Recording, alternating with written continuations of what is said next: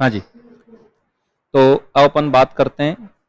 इस सुबह अपन ने पिछली क्लास में DT 26 करवा दिया था मैंने आपको। DT 26 में अपन के LPP PYQ थे, ठीक है ना। और LPP PYQ सीरीज में ही अगर अपन आगे बात करें तो अपना DT 27 जो है, ठीक है ना, वो भी LPP PYQ का है। तो उसको भी अपन कंप्लीट करेंगे। उसके बाद समय बचेगा तो फिर थोड़े से PYQ और हैं, उनको भी कंप्लीट करने की कोशिश करेंगे। मतलब टारगेट रखेंगे कि PYQ जो अपने कंप्लीट हो जाए। जितना होता है उतना तो खींचें आज।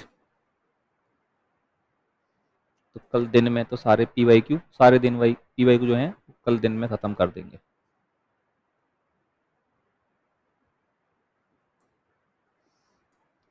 DT सारे कंप्लीट हो जाएंगे अब आपके, ना। आज 27 है, ये काम भी अपन का ख़त्म हो जाएगा।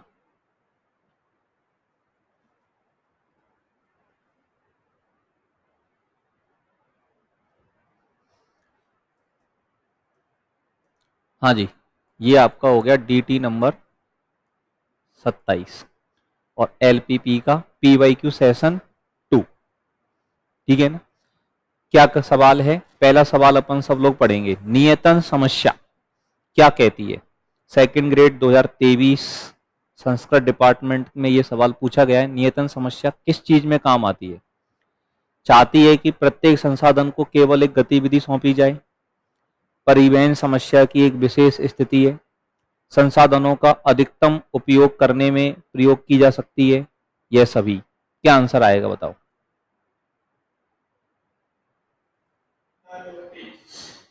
ऑल ऑफ दीज, सभी, ठीक है ना। ये सारे पॉइंट हैं जो अपन को यहाँ पर ये ध्यान रखने, थ्योरेटिकल पॉइंट हैं कि असाइनमेंट प्रॉब्लम में क्या होता है, अपन टास्क असाइन करते हैं ताकि मिनिमम कॉस्ट पर हमारे पास टास्क हो जाए। कई सारे टास्क होते हैं, कई सारे मेंबर्स होते हैं, उन टास्क को अपन को अलॉट करना होता है कम से कम लागत पर, वो चीजें सॉल्व हो। ठीक है, प्रत्येक संसाधन को एक गतिविधि सौंपी जाए, ये काम करते ही हैं।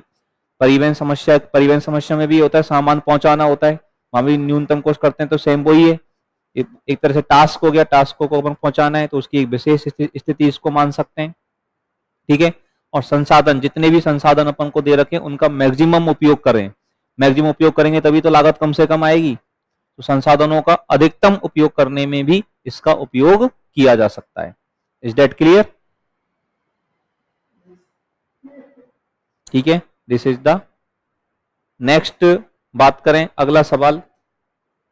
ये सवाल का आंसर आप लोगों ने क्या लगाया है? नेक्स्ट क्वेश्चन आपको यहां पर यह दिया जा रहा है, एक रैखिक प्रोग्रामिंग समस्या के न्यूनतमीकरण हेतु आधारी सुसंगत हल के इष्टतम होने की आवश्यक तथा पर्याप्त शर्त क्या होगी? Second option. क्यों? ZJ-CJ पॉजिटिव होता है ना। हाँ, ठीक है ना। ये सवाल के पीछे उद्देश्य मेरा भी यही था। यहाँ पे ये सवाल फर्स्ट ग्रेड 2022 में आया और यहाँ पे ये विशेष रूप से बात समझने की है कि यहाँ सवाल किसके लिए पूछा है इसने? न्यूनतमीकरण। और LPP का जो स्टैंडर्ड फॉर्मेट होता है, मानक रूप होता है, ठीक है ना, उसमें मैक्सिमाइजेशन जेड चाहिए होता है, उसको माइनस से गुणा कर देते हैं और माइनस में जो सबसे बड़ा होता है वो सबसे छोटा होता है, ठीक है। तो मैक्सिमाइजेशन में तो ZJ-CJ को अपन पॉजिटिव रखते हैं और न्यूनतमीकरण में अगर ZJ-CJ को देखेंगे तो उसके लिए आवश्यक कंडीशन क्या है कि ZJ-CJ कैसा होना चाहिए? नेगेटिव होना चाहिए। और अगर यहां अधिकतमीकरण का सवाल होगा तो ऑप्शन डी, ऑप्शन सी इसका बन जाएगा फिर। क्लियर? इस जगह पर अपन लोग विशेष रूप से ध्यान रखेंगे। नेक्स्ट क्वेश्चन, अब देखो सिंप्लेक्स मेथड का सवाल है। इस तरह के सवाल अब सिंप्लेक्स मेथड करना तो आएगा नहीं, क्यों भाई कुलदीप? बताया था ना मैंने। अब सिंप्लेक्स टेबल दे दी आपको। अब टेबल के अंदर, टेबल को ध्यान से देखो, ठीक है ना। अब टेबल में आपसे कई सारे जवाब जो हैं वो आप लोगों से पूछ रहा है। सबसे पहले सवाल पे ध्यान दो कि सवाल में पूछा क्या है उसने। ये अलग अलग पेज, एक पेज पे आया ही नहीं यार, ये मामला थोड़ा सा यूं खराब हो गया, ठीक है। इसमें आप इधर सवाल को देखो पहले, और इसमें क्या पूछना चाह रहा है? सत्य कथन। सत्य कथन ये हिंदी में गलत है, ये हिंदी में ये गलत है, असत्य कथन आएगा यहाँ, अंग्रेजी में सही है फॉल्स स्टेटमेंट।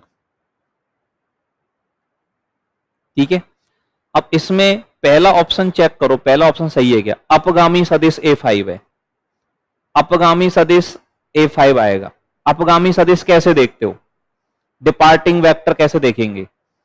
डिपार्टिंग वेक्टर के लिए एक्स बी आई बटे बाई आई जे, यहां जो मिनिमम मान होता है, मिनिमम कौन है 3, और इसके सामने कौन है A5, तो डिपार्टिंग A5 है, बिल्कुल सही है पहला स्टेटमेंट। तो समझ में आ रहा है? अपगामी सदिश कैसे देखते हैं? जो इधर मिनिमम रेशियो होता है उसके जस्ट सामने जो होता है वो हमारा डिपार्टिंग वेक्टर होता है। और एंटरिंग वेक्टर अगले में क्या पूछ रहा है? प्रवेशी सदिश A2 है। एंटरिंग वेक्टर कौन होगा बताओ? Entering vector alpha 2। यहां जेड जे माइनस ई जे में सबसे कम कौन है? -3, और इसके ऊपर ही ऊपर कौन है? बाई 2, तो बाई 2 है मतलब 2 नंबर, A2 जो होगा वो एंटरिंग वेक्टर होगा, और A2 एंटरिंग वेक्टर है, बिल्कुल सही कह रहा है। अब की एलिमेंट 8 है, की एलिमेंट 8 है क्या? 4 है, इधर से जा रहे हैं इधर से जा रहे हैं, या क्रॉसिंग पे कौन मिल रहा है? 4, की एलिमेंट 4 है, 8 नहीं है, मतलब ये स्टेटमेंट गलत है, ये स्टेटमेंट गलत है। समझ पा रहे हैं सब लोग? फिर कह रहा है चरों x4, x5, x6 के संगत सदिश एक तत्समक आव्यूह बनाता है। तत्समक आव्यूह x4, x5, x6 बना रहे हैं, बिल्कुल सही है। x4, x5, x6 के संगत, इनके जो एक्टिविटी वेक्टर हैं वो क्या बनाने? तत्समक आव्यूह बना रहे हैं। 1 0 0 0 1 0 ले जाए, 0 0 1, ये सब मान यहां पर है। ठीक है ना? तो मतलब ये स्टेटमेंट भी यहां पर सही है। तो आंसर कौन सा लगाया जाएगा इसमें? आंसर लगाएंगे अपन ऑप्शन सी। आंसर क्या लगाएंगे? Option C. सच्ची बात। इसके बाद में बात करें, ठीक है, ये तो अंग्रेजी में सवाल रह गया, अंग्रेजी वाले तो इधर पढ़ लेना, वीडियो को पॉज करके सवाल को पढ़ना चाहें तो। इंग्लिश मीडियम वाले और हिंदी मीडियम वाले यहां पढ़ो। अब ये डायरेक्ट फॉर्मूला पूछा है, सीधा सीधा फॉर्मूला है। आपके नोट्स में मैंने ये DIJ करके लिखवा रखा है, ठीक है। और आधारी सुसंगत हल में m+n-1 स्वतंत्र धनात्मक नियतन, इस स्वतंत्र धनात्मक नियतन को अपन अरिक्त कोष्टिका भी बोलते हैं। क्या भी बोलते हैं इनको? अरिक्त कोष्टिका। यस और नो? जानते हो ना ये बात? स्वतंत्र धनात्मक नियतन जो होते हैं उनको क्या बोलते हैं अपन? अरिक्त कोष्टिका यही होती हैं ट्रांसपोर्टेशन प्रॉब्लम में। और उनकी संख्या कम से कम कितनी होनी चाहिए? m+n-1 होनी चाहिए, ये है। ठीक है ना? उस कंडीशन में स्वेच्छ संख्याएं ui, इधर अपन ui और bj देते हैं, CRS बराबर UR प्लस BS निकालते हैं, और ये रिक्त कोष्टिका के संगत का निकालते हैं, क्योंकि अरिक्त कोष्टिकाओं में तो इनके मान 0 हो जाते हैं, डेल्टा IJ का मान 0 हो जाता है रिक्त कोष्टिकाओं में तो, ठीक है ना। और अरिक्त कोष्टिकाओं में तो डेल्टा IJ का मान क्या आ जाता है? 0। और रिक्त कोष्टिका में जो मान निकाला जाता है वो कैसे निकाला जाता है बताओ? डेल्टा IJ बराबर CI, D option, CIJ minus UI plus BJ। CIJ में से UI प्लस BJ को माइनस कर दें तो डेल्टा IJ का मान आ जाता है। यस और नो? ये थ्योरी का पॉइंट है, थ्योरी के सूत्र हैं, डायरेक्ट आपको याद होने चाहिए, सीधे सीधे पॉइंट लिखे हुए हैं कि रिक्त कोष्टिकाओं में मान कैसे निकालते हैं अपन? डेल्टा IJ, और फिर इस डेल्टा DIJ निकालने के बाद फिर वो लूप बना करके फिर अपन उनको देखते थे कहां पे मिनिमम सॉल्यूशन कैसे मिलता है अपन को। यही तो करते थे ट्रांसपोर्टेशन प्रॉब्लम में अपन लोग। यस और no? Is that clear to everyone? Next अपन बात करें, अब देखो सुबह फ्रेशर्स बैच में मैं डिस्कस कर रहा था इस तरह के सवाल कि रिक्त स्थान पूछे जाते हैं साहब। ये आप लोगों से रिक्त स्थान पूछा है। यदि AX बराबर B, x greater than equal to 0 के सभी सुसंगत हलों का अवमुख समुच्चय एक अवमुख बहुभुज है, सुसंगत हलों का अवमुख समुच्चय क्या होता है? अवमुख बहुभुज। और अवमुख बहुभुज के जो शीर्ष होते हैं वो उसके क्या होते हैं? चरम बिंदु। वो उसके चरम बिंदु होते हैं। और तो चरम बिंदुओं द्वारा इष्टतम हल होता है। कब होता है इष्टतम हल? ये इष्टतम हल है कम से कम कोई एक जो होता है, कम से कम कोई एक आएगा। कोई भी एक जरूरी नहीं है, एक से ज्यादा पर भी हो सकता है। ठीक है, दो बिंदुओं पर सेम भी तो आ सकते हैं, मान पूरे के पूरे लाइन सेगमेंट पे भी क्या हो सकते हैं, अपन को इष्टतम हल प्राप्त हो सकता है। ठीक है ना, कम से कम दो जरूरी नहीं, कम से कम एक होगा। कोई नहीं भी नहीं आएगा तो इसमें जो आंसर लगेगा वो क्या लगेगा? कम से कम एक। थ्योरी का डायरेक्ट पॉइंट है, आप लोगों को लिखाया हुआ है, समझाया हुआ है। हाँ के ना? ठीक है, नेक्स्ट अपन बात करेंगे, अगले सवाल की तरफ अपन बढ़ेंगे। ये क्वेश्चन हम लोगों से क्या कहना चाह रहा है भाई? एक एलपीपी का आधारी सुसंगत हल अपभ्रष्ट आधारी सुसंगत हल कहलाता है। कब कहलाता है? अपभ्रष्ट। अब देखो, अगर मैंने थ्योरी क्लास के अंदर आप देखोगे तो पहले लेक्चर के अंदर मैंने आपको अपभ्रष्ट आधारी हलों के बारे में समझाया था। आधारी हल कैसे निकालते हैं अपन? एन समीकरण है हमारे पास। कितनी समीकरण है? एन चर हैं। एन तो है चर और एम क्या है? समीकरण। तो अपन क्या करते हैं? एन माइनस एम चरों को क्या ले लेते हैं? जीरो मान लेते हैं। और जीरो मानकर अपन एम चर लेते हैं। अब शेष एम चर जो है, जो शेष एम चर हैं उनको क्या बोलते हैं अपन? आधारी चर। और जिनको अपन ने जीरो माना है उनको क्या बोलते हैं? अआधारी चर। यस और नो? ठीक है ना, नोट्स खोलते चलो, नोट्स में भी देखते चलो बातों को। ठीक है ना, अब आधारी चरों का जब मान निकालते हैं तो इनका तो मान जीरो ही आना है, जीरो लिए। अब इनका जब मान निकाला तो इनमें से भी अगर कोई जीरो आ जाता है, इनमें से भी कोई मान अगर जीरो आ जाता है तो वो हल क्या हो जाता है? अपभ्रष्ट हो जाता है। यस और नो? ठीक है ना, तो इसमें क्या आएगा? कम से कम एक आधारी चर का मान शून्य हो तो वो आधारी सुसंगत हल क्या कहलाता है? अपभ्रष्ट आधारी सुसंगत हल कहलाता है। सच्ची बात।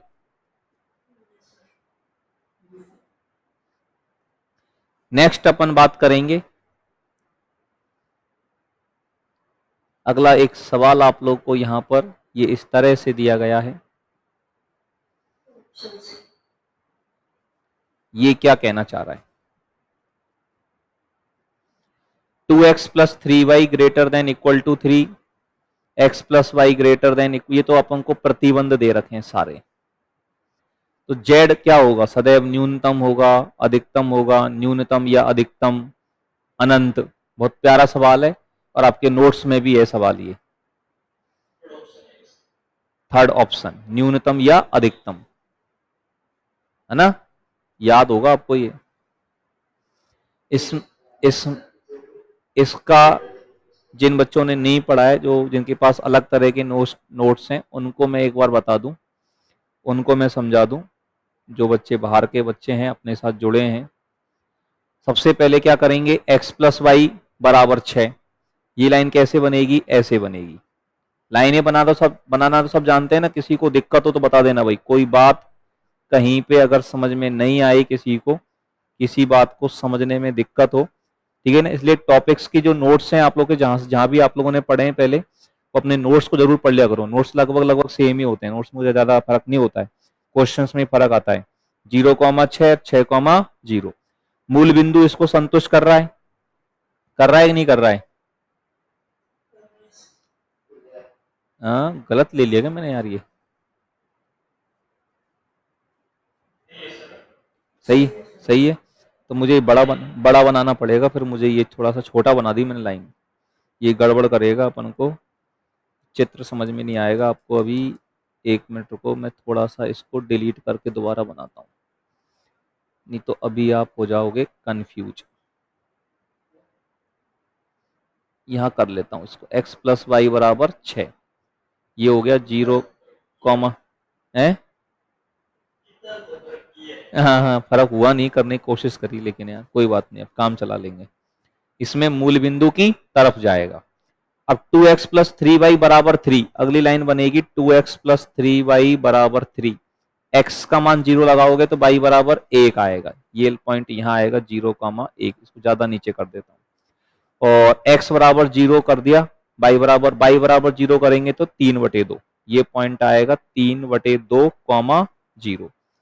ये लाइन आएगी यूं, और इसको मूल बिंदु सेटिस्फाई नहीं कर रहा है, मूल बिंदु सेटिस्फाई नहीं कर रहा है, तो इस लाइन के ऊपर का क्षेत्र है, इसके नीचे इसके ऊपर।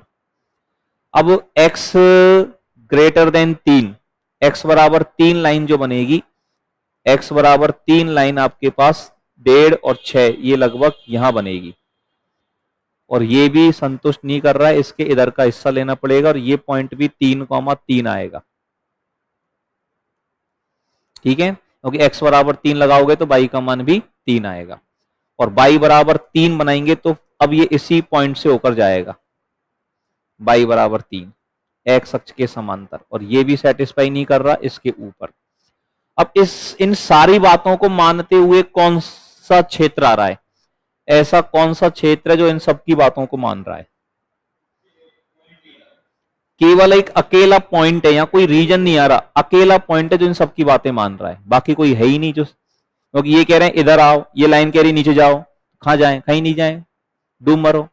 बस ये अकेला पॉइंट है जो सब इन तीनों में कॉमन है, और यह कह रहा है कि ऊपर तो ऊपर ही है, पूरे में एक ही पॉइंट है। एक ही पॉइंट पे तुम अधिकतम हल निकाल ले हो, चाहे अधिकतम कह ले हो, चाहे न्यूनतम कह ले हो, या हमारे आंसर क्या बोलेंगे अपन, न्यूनतम या अधिकतम, क्योंकि सुसंगत हलों के समुच्चय में हमारे पास एक ही बिंदु है। सच्ची बात?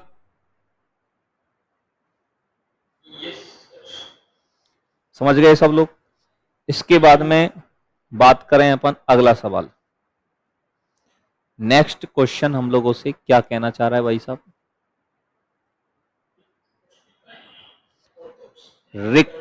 रिक्त कोष्टिकाएं। देखो, रिक्त कोष्टिकाओं की संख्या होती है m-1 इंटू n-1, और अरिक्त कोष्टिकाओं की संख्या अरिक्त होती है m+n-1, कम से कम। और ये कम कैसे निकलती है? कुल होती है, कुल कोष्टिका mn, इनमें से अरिक्त घटा दें, m+n-1 को घटा दो, तो सॉल्व करने पर ये हमारे पास आ जाता है m-1 इंटू n-1। यस और नो? तो रिक्त कोष्टिकाएं होनी चाहिए कितनी? m-1 into n-1। इसके बाद में ये डायरेक्ट क्वेश्चन है थ्योरी का, वैज्ञानिक के द्वारा नाम प्रमेय का नाम है, सीधे सीधे आपको ये याद होनी चाहिए। ऐसे सवालों की उम्मीद मुझे कम होती है, ठीक है, लेकिन ये आरपीएससी पूछ लेती है। वैज्ञानिक के नाम है, हिस्ट्री ने कब तक पढ़ेंगे अपन यार, ठीक है ना। गणितज्ञ डी कैनिंग द्वारा सिद्ध की गई प्रमेय किसे हल करने में काम आती है? हाँ,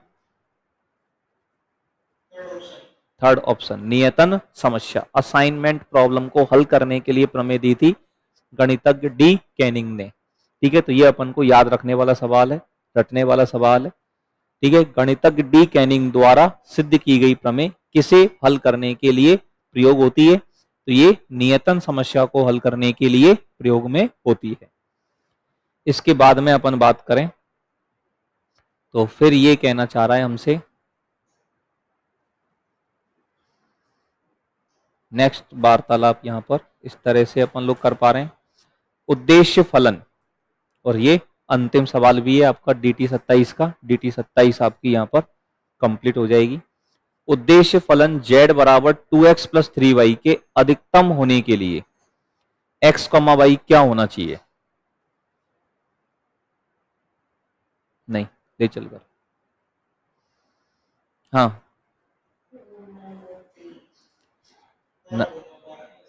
नन ऑफ दी जाएगा। अब ठीक है, अब यहां में कहे तुम का ऑप्शन पे, अगर आरपीएससी भी समझदार है ना, स्पेशल एजुकेशन है नाम भाई साहब। अपन का सोचा कि ऑप्शन में निकाल के देख लो सबसे ज्यादा कौन आ रहा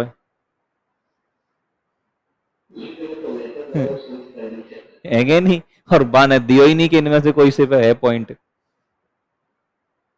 है ना। देखो, चकमा दे दिया उसने। अब यहाँ में डायग्राम बनाना ही पड़ेगा, मजबूरी होगी अपन की।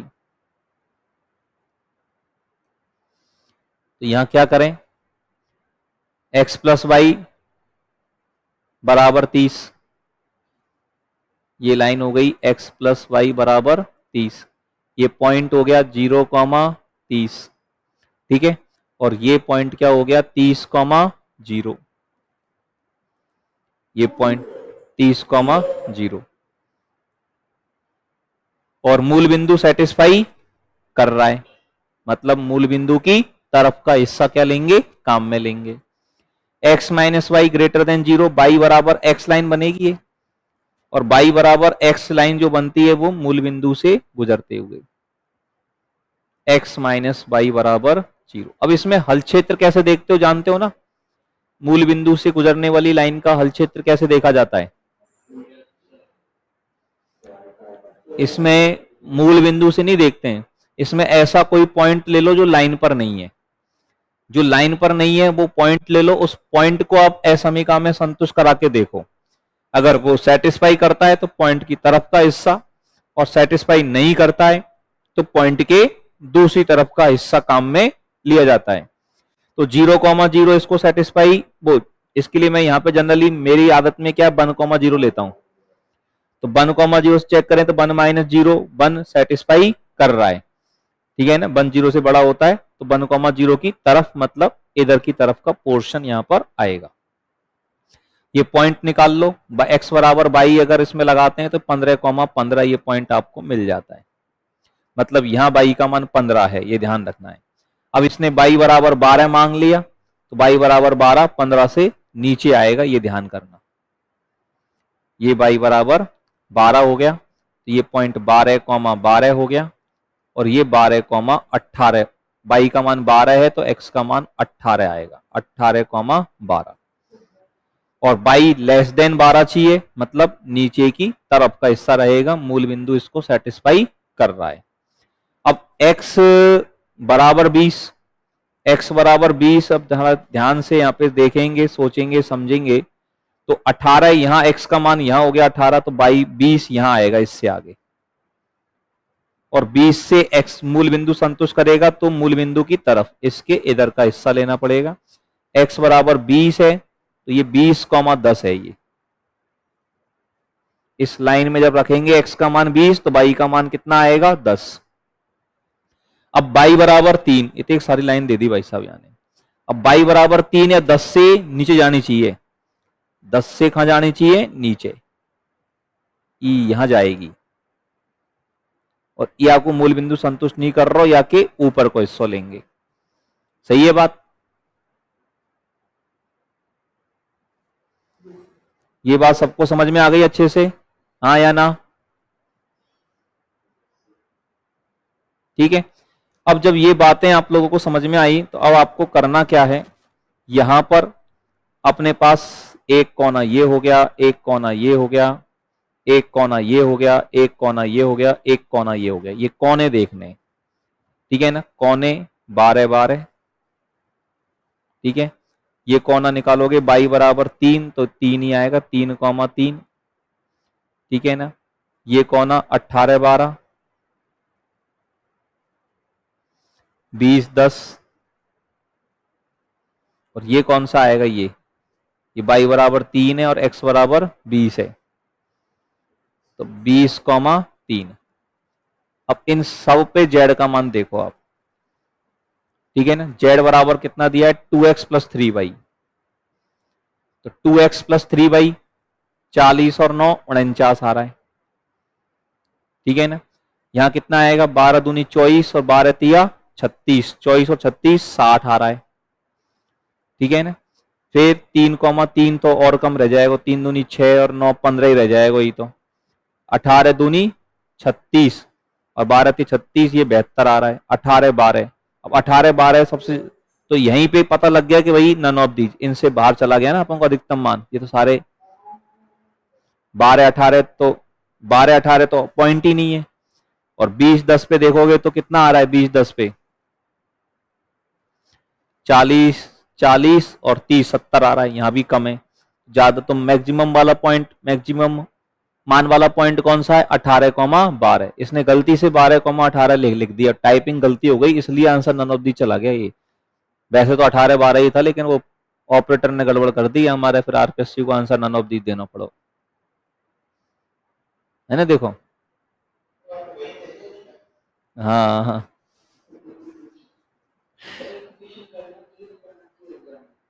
क्यों क्यों नहीं करना चाहिए, कुछ ज्यादा टाइम थोड़ी ले रहा है सवाल। अब कंफ्यूजन तो तुम होगे, तो कंफ्यूजन कंफ्यूजन तो 1 सेकंड के सवाल में हो जाओ तो भी कहीं मतलब है, तो ज्यादा समय नहीं लेने वाला सवाल नहीं है बिल्कुल भी ये तो मैंने समझाया, तब भी मैंने कितना कितना सा समय लिया देखो, जब करते तो। अब मिस्टेक तो भाई साहब, को मिस्टेक तो कितने भी सरल सवाल में हो जाए वो गलती होएगा, गलत तो गलत ही है फिर, है कि नहीं। मिस्टेक्स तो अपन को है नहीं, नन ऑफ दीजिए तो रिस्क मत लो यार, कर लो ना ये, इसमें ज्यादा ही समय कम है तो फिर ले लीजिए रिस्क, वैसे लेनी नहीं चाहिए इसमें तो, है ना। ठीक है, ये आपका DT 27 भी हो गया और PYQ सेशन 2 भी हो गया।